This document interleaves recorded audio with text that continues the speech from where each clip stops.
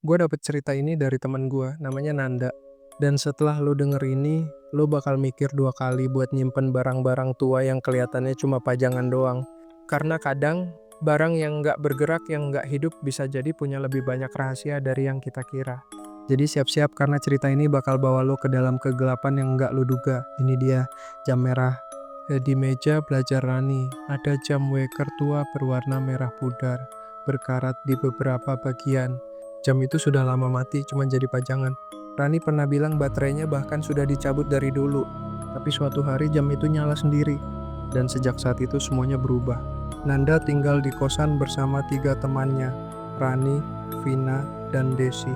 Kamar mereka berjejer masing-masing punya kunci sendiri. Semua biasa saja, tidak ada yang aneh sampai mereka pulang dari liburan panjang. Hari itu Rani tidak keluar kamar, tidak membalas chat, tidak mengangkat telepon. Awalnya mereka kira dia sedang menginap di rumah tantenya. Namun menjelang sore, bau aneh mulai tercium dari kamarnya. Mereka panik dan memanggil ibu kos.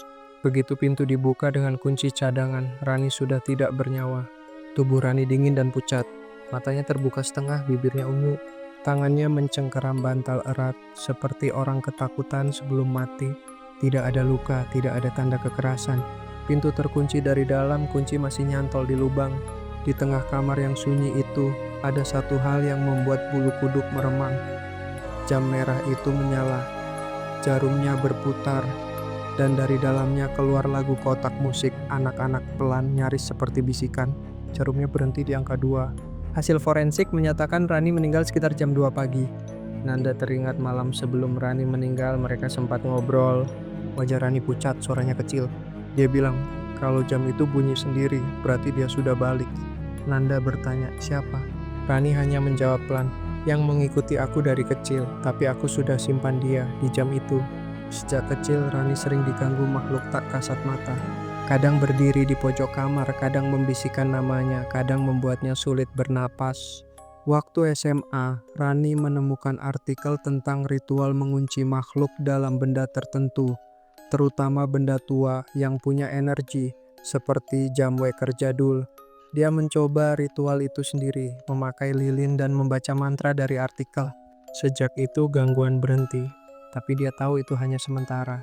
Beberapa hari setelah pemakaman, Nanda kembali ke kamar. Jam itu sudah dikubur bersama Rani, mereka semua setuju untuk membuangnya jauh-jauh. Tapi malam itu, jam itu ada di meja Nanda, nyala, memutar lagu yang sama. Jarumnya lagi-lagi berhenti di angka 2. Nanda panik, mengambil jam itu, membungkusnya dengan plastik, dan membuangnya ke sungai.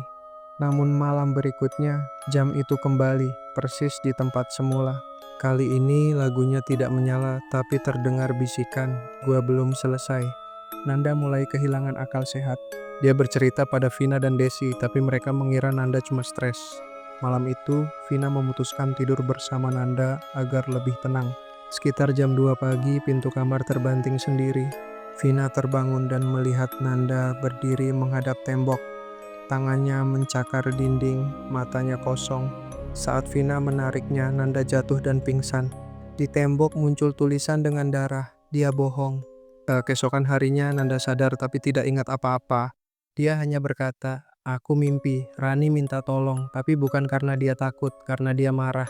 Malam berikutnya, Nanda menemukan surat kecil di laci meja belajar Rani, bertuliskan, kalau jam itu nyala lagi, jangan biarkan dia lihat kamu. Dan sekarang jam itu sudah nyala. Lagu kotak musiknya pelan tapi jelas. Jarumnya berhenti lagi di angka 2. Suatu malam Nanda menemukan surat tersembunyi di balik meja belajar Rani, ditulis dengan tinta merah. Aku bukan yang mengurung dia di dalam jam, aku yang terkurung. Dia adalah aku yang selama ini kau kenal. Jam itu bukan perangkap tapi penjara, dan aku yang terkunci di dalamnya. Jika jarum berhenti di angka 2 berarti aku sedang mencoba keluar. Jangan percaya apapun yang kau lihat. Jangan biarkan dia melihatmu atau kau akan ikut terperangkap. Nanda menyadari bahwa makhluk yang selama ini mereka takutkan sebenarnya adalah sisi gelap Rani sendiri. Rani telah melakukan ritual untuk menyegel sisi gelapnya, agar tidak menghancurkan dirinya dan orang-orang di sekitarnya. Namun ritual itu tidak sempurna, dan sisi gelap itu mulai berusaha keluar. Malam itu, jam merah menyala dengan suara kotak musik yang semakin keras. Jarum jam berputar cepat, lalu berhenti tepat di angka 2. Nanda merasakan kehadiran dingin dan berat di sekelilingnya. Bayangan hitam muncul mengambil wujud Rani yang menatapnya dengan mata kosong dan senyum menyeramkan. Sekarang giliranmu, fisik sosok itu. Nanda berlari mencoba menghindar, tapi bayangan itu terus mengejarnya. Dalam kepanikan, Nanda teringat surat Rani dan berusaha menutup mata agar dia tidak melihatnya. Keesokan paginya, teman-teman kos menemukan Nanda tergeletak di kamar dengan jam merah di tangannya mati dan pecah. Nanda tidak bisa mengingat apapun, tapi di dinding kamar tertulis dengan tinta merah, "Sekarang aku bebas, dan aku akan selalu bersama kalian."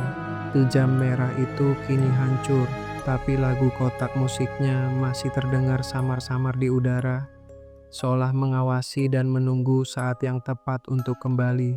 Apakah Rani benar-benar sudah pergi? Atau justru sisi gelapnya yang kini bebas berkeliaran, menunggu korban berikutnya? Satu yang pasti, jam merah itu bukan sekadar jam biasa. Ia adalah penjara, perangkap, dan kutukan yang tak akan pernah berhenti. Jadi gimana?